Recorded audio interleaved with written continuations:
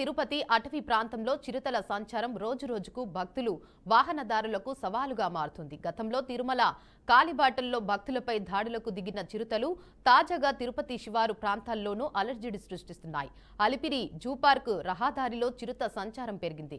చిరుతల అలజడులతో Alipiri zoo park మార్గం ప్రస్తుతం danger జోన్గా మారింది. ఇక ఇందుకు సంబంధించి మరింత సమాచారం తిరుమల జూపార్క్ మార్గం నుండి మా బ్యూరో చీఫ్ గోపినాథ్ అందిస్తారు.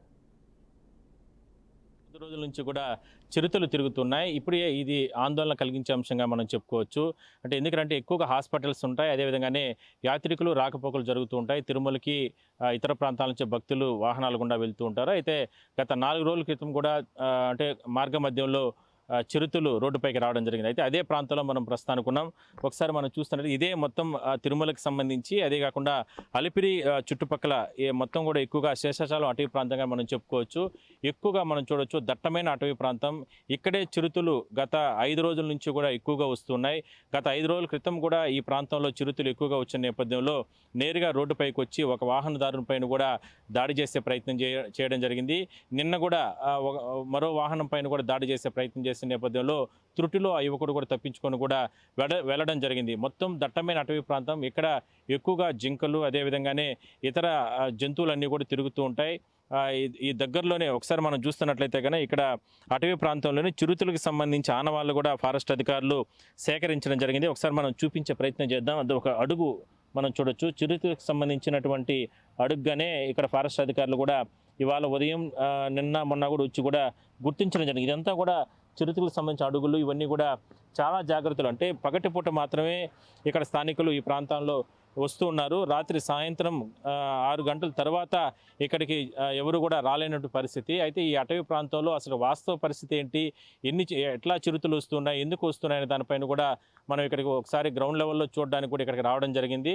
అయితే ఫారెస్ట్ అధికారులు చాలా అప్రమత్తంగా ఉండాలనేది స్థానిక ప్రజలకి, అంటే ఈ ప్రాంతంలో వెళ్ళేటటువంటి స్థానికులకు కావచ్చు, అదేవిధంగానే ఇక్కడ హాస్పిటల్స్, క్యాన్సర్ ఆసుపత్రి కానీ, అదేవిధంగానే అరవింద్ ఐ హాస్పిటల్స్ ఇవన్నీ కూడా ఉన్నాయి. ఒకసారి చూడొచ్చు అటవీ ప్రాంతానికి సంబంధించి ఆనుకోనే రోడ్డు మార్గం ఉంది. వాహనాలన్నీ కూడా మనం విజువల్స్లో చూడొచ్చు. వాహనాలన్నీ కూడా మనం వీడియో జర్నలిస్ట్ చూపించే ప్రయత్నం చేస్తున్నారు. వాహనాలన్నీ కూడా వెళ్తున్నాయి. అయితే ఒకసారిగా సాయంత్రం 6 గంటల తర్వాత ద్విచక్ర వాహనాలు వెళ్ళేటటువంటి సందర్భంలో ఈ కల్వర్ట్ల పైన ఎక్కువగా ఈ చిరుతలు ఉంటున్నాయి. ఆ కల్వర్ట్ల నుంచి కూడా ఒకసారిగా రోడ్లోకి దూకడం, దాని తర్వాత ప్రజల్ని అంటే వెళ్ళేటువంటి వాహనదారుల పైన దాడి చేసే ప్రయత్నం చేయడం జరిగింది. అయితే ఇవన్నీ కూడా ఫారెస్ట్ అధికారులు చెప్తున్నారు, చాలా జాగ్రత్తలు తీసుకోవాలి. వాటర్ సోర్సు అటవీ ప్రాంతంలో తక్కువగా ఉన్న కారణంగా ఆ వాటర్ కోసం, అది కాకుండా ఈ చుట్టుపక్కల ప్రాంతాల్లో ఎవరైనా సరే ఇక్కడ ఆహార పదార్థాలు వచ్చి ఇక్కడ వేస్తున్న సందర్భంలో వాటిని తినడానికి కొన్ని కుక్కలు వస్తూ ఉంటాయి.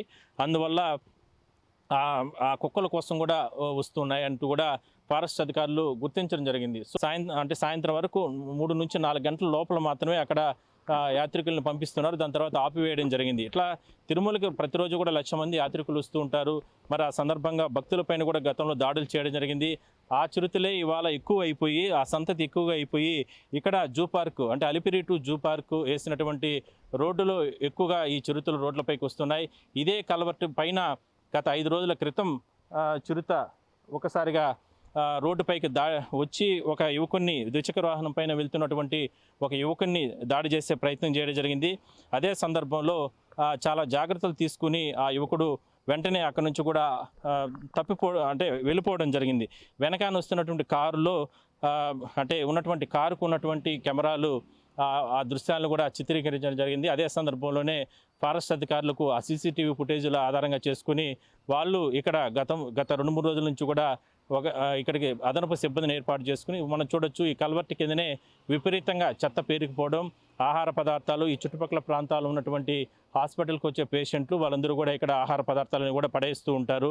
ఆ డస్ట్ అంతా కూడా తినడానికి కుక్కలు వస్తూ ఉంటాయి. అదేవిధంగానే కొన్ని రకరకాల జంతువులు వస్తూ ఉంటాయి. ఆ జంతువుల్ని తినడానికి చిరుతలు ఇక్కడికి వస్తున్నట్లు కూడా గుర్తించడం జరిగింది. సో మొత్తం మీద ఈ చిరుతలు ఎక్కువగా ఉన్నటువంటి నేపథ్యంలో శేషాచలం అటవీ ప్రాంతంలో కాస్త అప్రమత్తంగా ఉండాలి. ఈ ప్రాంతానికి వచ్చేటటువంటి వెళ్ళేటటువంటి వాహనదారులు కావచ్చు, వీళ్ళందరూ కూడా చాలా జాగ్రత్తలు తీసుకొని ఉండాలనేది ప్రధానంగా ఫారెస్ట్ అధికారులు చెప్తున్నారు.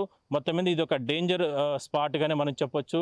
వాహనదారులు ఎందుకంటే పైన వెళ్ళేటువంటి వాహనదారులు చాలా జాగ్రత్తలు తీసుకొని వెళ్ళాలి. అదే స్థాయిలోనే ఫారెస్ట్లోకి ఎవరు కూడా వెళ్ళొద్దండి. ఎందుకంటే ఈ లవర్స్ అని ఇట్లా వీళ్ళు కొంతమంది మందు పార్టీలు చేసుకునే వాళ్ళు ఇట్లా రకరకాలుగా ఇలాంటి ఫారెస్ట్ ఏరియాలోకి వెళ్తూ ఉంటారు. ఆ సందర్భంగా కూడా చిరుతలు వచ్చి దాడి చేసే అవకాశం అయితే ఉంటుంది. రోడ్లపైకే చిరుతలు వస్తున్నాయి అంటే ఫారెస్ట్లో ఇంకా డేంజర్గా ఉంటుంది. కాబట్టి అలాంటి పరిస్థితులు ఎవరు కూడా చేయొద్దు అంటూ కూడా ఫారెస్ట్ అధికారులు చెప్తున్నారు. సో మొత్తం మీద చిరుతలు ఈ అలిపిరి జూ పార్క్ రూట్లో ఎక్కువగా ఉంటున్నాయి. కాబట్టి స్థానికులతో పాటు వాహనదారులు, తిరుమలకి వెళ్ళే యాత్రికులు మాత్రం అప్రమత్తంగా ఉండాలనేది మాత్రం టీటీడీ, మరోవైపు ఫారెస్ట్ అధికారులు చెప్తున్నారు. వీడియో జర్నలిస్ట్ నాగార్జునతో కలిసి గోపినాథ్, బీఆర్కే న్యూస్, తిరుపతి నుంచి.